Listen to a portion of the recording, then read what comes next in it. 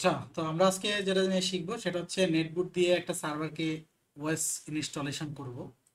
তো দেখা যাচ্ছে এরকম যে আপনি একজন সিস্টেম অ্যাডমিনিস্ট্রেটর বা সিস্টেম আর্কিটেকচার, এখন আপনার 1,000 সার্ভার আছে। হ্যাঁ, কথার কথা একটা ডাটা সেন্টারে আছে। এখন আপনি হচ্ছে গিয়ে ফিজিক্যালি গিয়ে প্রতিটা সার্ভারে পেন ড্রাইভ লাগায় লাগায় আপনাকে ওএস করতে হবে। সো আপনার কাছে এই সময় নাই, আপনি চাচ্ছেন রিল্যাক্সে বাসায় বসে কুল মোডে ওএস করবেন। সেক্ষেত্রে আপনাকে আমি সাজেস্ট করবো নেটবুটটা ইউজ করেন, যদি আপনার আইআইজি স্পিড বাংলাদেশের ক্ষেত্রে। আর বাংলাদেশের বাইরে হলে তো সেটা মোস্ট প্রবাবলি ভালো স্পিডই পাবেন। আর বাংলাদেশের ক্ষেত্রে যেহেতু আমরা গরিব কান্ট্রি, সো আমাদের এখানে আইআইজিটা হচ্ছে সোনার হরিণ।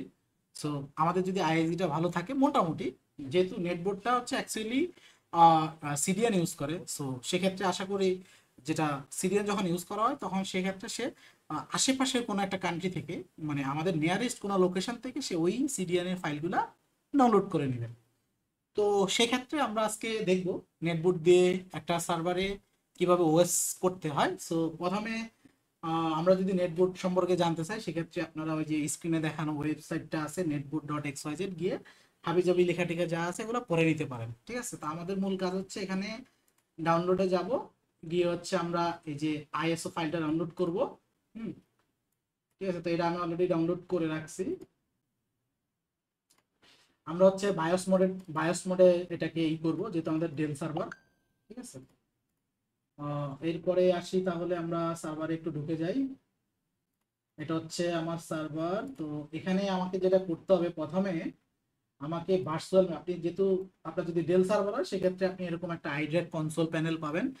আর যদি আপনার সুপার মাইক্রো বা অন্য কোনো প্রোভাইডারের মানে কোম্পানির সার্ভার হয়, সেক্ষেত্রে আপনার যে কনসোল আছে কনসোল পাবেন। সুপার মাইক্রো হলে আইপিএমআই অ্যাক্সেস, আর ডেল ডেল হলে তো আইড্রাক অ্যাক্সেস।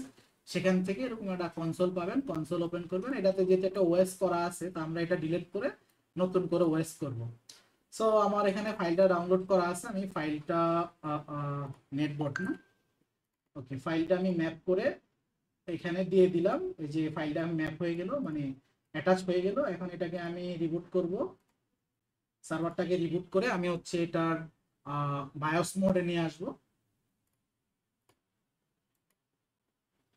বায়োস মোডে নিয়ে আসে এটাকে হচ্ছে নেটবোর্ডের যে কার্যকারী, মানে নেটবোর্ড যেটাতে কমফোর্টেবল ভাবে ইনস্টল হয় সেই প্রসেসটাতে নিয়ে যাব।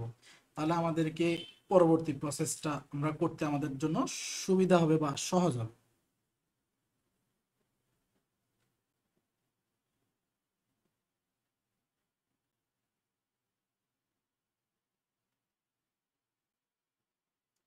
ওকে, এখান থেকে আমরা অ্যাপ টুতে যাব, সিস্টেম সেটআপে যাব।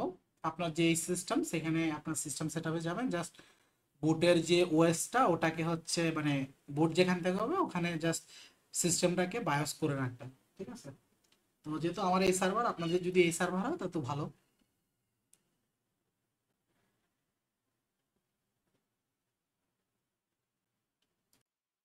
ওকে, সো আমার এটা চলে আসছে। তো আমরা এটাকে একটু সরাই ফেলবো। সরাই আমরা হচ্ছে সিস্টেম বায়োসে যাব। সিস্টেম বায়োস থেকে বুট সেটিংস থেকে ইউএফআই করা আছে, আমরা এটাকে বায়োস করে দেব।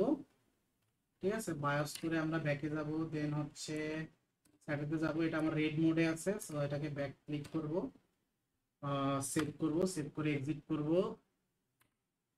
এক্সিট করলে সে একটা রিস্টার্ট নিবে।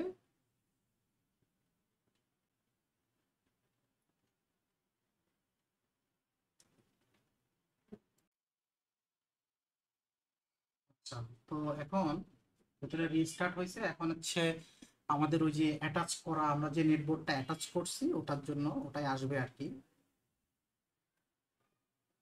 ওটা আসবে এখন। ওখান থেকে আমরা হচ্ছে কনফিগারেশনে, মানে সেটিংসে যাব। তো সে হচ্ছে এখন খুঁজতেছে। আমাদের একটা ফ্লপি ডিস্ক পাবে, মানে একটা ড্রাইভ পাবে, যেহেতু আমরা অ্যাটাচ করছি।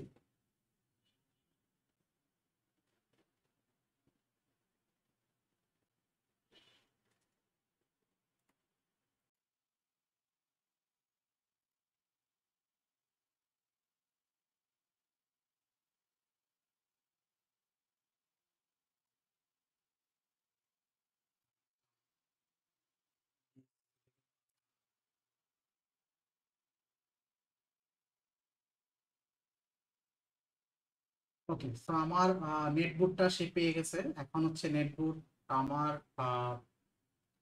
যে বুটিং সিস্টেম আছে এটার জন্য হচ্ছে সে ইন্টারনেটের সাথে কানেক্ট করতে চেষ্টা করবে।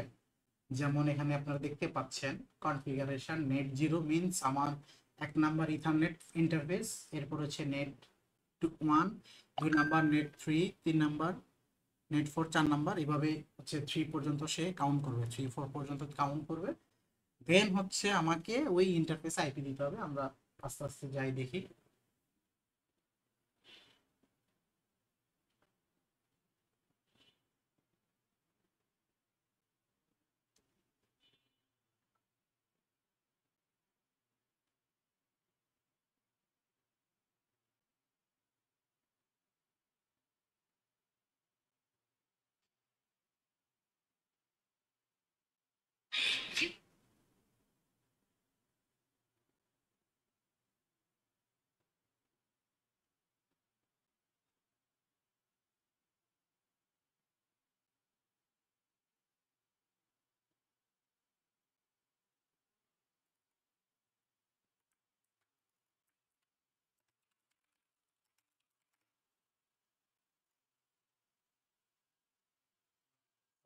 0 1 2 3 মানে এটা লাস্টটা সে করতেছে।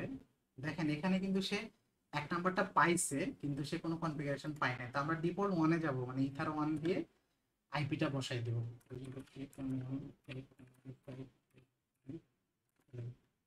সেটা আমার 11 নাম্বার সার্ভার।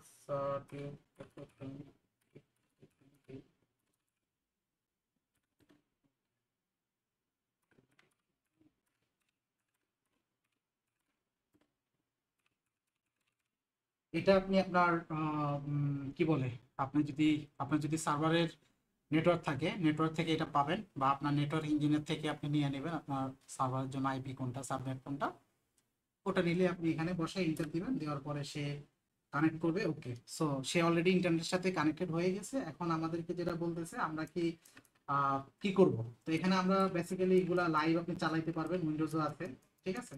আমাদের এত কিছু প্রয়োজন মনে করতেছি না, আমাদের হচ্ছে লিনাক্স নেটওয়ার্ক ইনস্টলেশনে ক্লিক করব।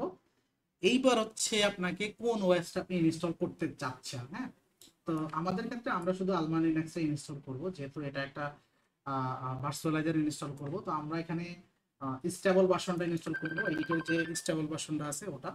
তো এইটা ক্লিক করলাম। এর হচ্ছে এখন এখানে যেটা আসছে সেটা হচ্ছে দুইটা সিস্টেম আসছে, 8 গ্রাফিক্যাল ইন্টারফেস, এরপরে হচ্ছে আপনার টেক্সট বেস ইনস্টলেশন। তো আমাদের গ্রাফিক্যাল প্রয়োজন নাই, কারণ গ্রাফিক্যাল যখন আপনি সিস্টেম ইউজ করবেন তখন হচ্ছে আপনার সিস্টেমের প্রচুর পরিমাণ র্যাম লাগবে। সো আমার এই মুহূর্তে আমার এত র্যাম দেওয়ার এটার কোনো মানেই হয় না। সো আমি এটাকে টেক্সট বেস ইনস্টলেশন করব। ইনস্টলেশনে ক্লিক করলে সে একটু ওভার ইন্টারনেট থেকে কিছু ফাইল ডাউনলোড করবে। তো তার জন্য একটু ওয়েট করতে হবে।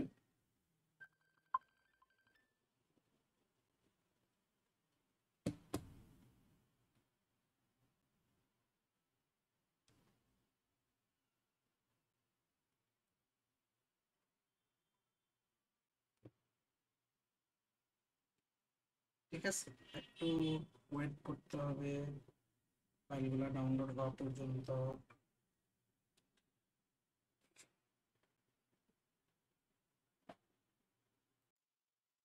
ওকে, সো এটা অলরেডি ফাইলগুলো ডাউনলোড করে ফেলছে। এখন হচ্ছে আরো কিছু প্রসেস করতেছে। এই যে এখানে লিঙ্কগুলো আবার চেক করতেছে। এরপর হচ্ছে আমার যে গ্রাফিক্স কার্ড আছে, সরি, নেটওয়ার্ক ইন্টারফেস আছে, ওটা চেক করতেছে।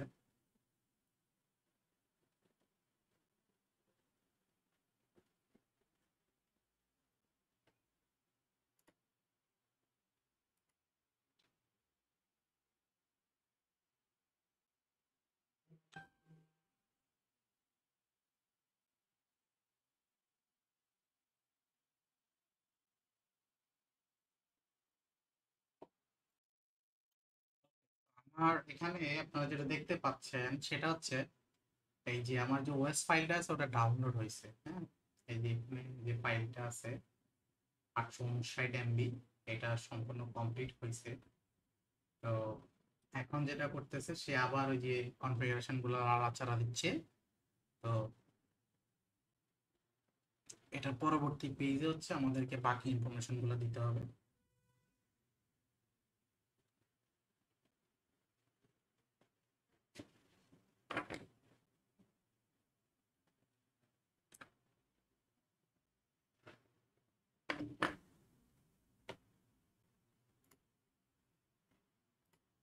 আচ্ছা, এটা সার্ভিস গুলো এনেবল।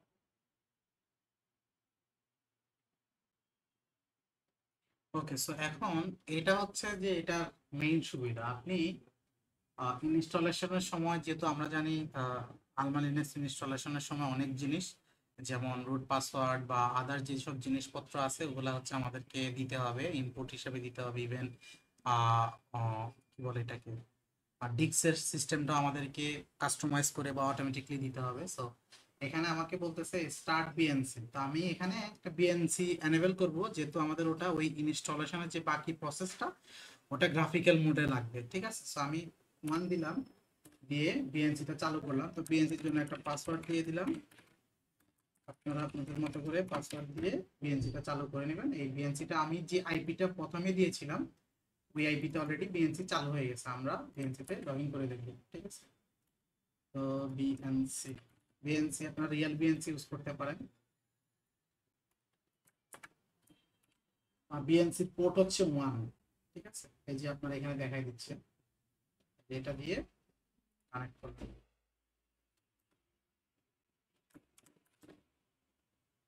কন্টিনিউ। ওকে, সো এই হচ্ছে আমার গ্রাফিক্যাল ইন্টারফেস। এখানে আমি কন্টিনিউতে ক্লিক করলে এটা ইনস্টলেশন শুরু হয়ে যাবে।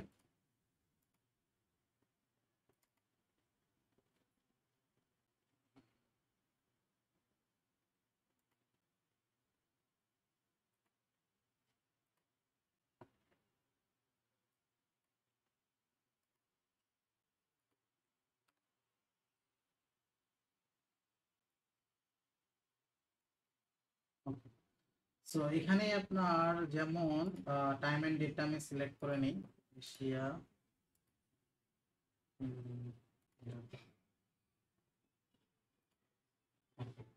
আপনারা আপনাদের মতো করে রুট পাসওয়ার্ডটা দিয়ে রাখবেন।